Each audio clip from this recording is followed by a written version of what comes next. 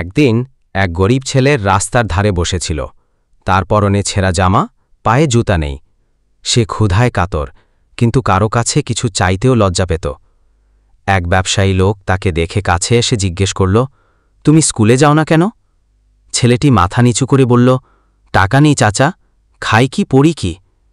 লোকটি মৃদু হেসে বলল, চলো, আজ থেকে আমি তোমার সব খরচ চালাব।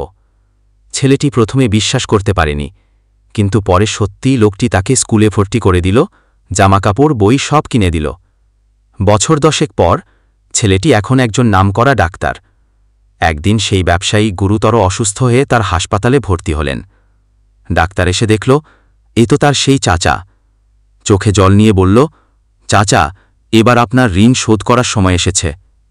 শিক্ষা: একটি ভালো কাজ অনেক গুণে ফিরে আসে। এই ধরনের বাস্তব ও আবেগময় গল্প নিয়ে আমরা নিয়মিত ভিডিও তৈরি করি। যদি আপনি সমাজের অন্ধকার দিকগুলোকে আলোতে আনতে চান, তাহলে এই চ্যানেলটি আপনার জন্য।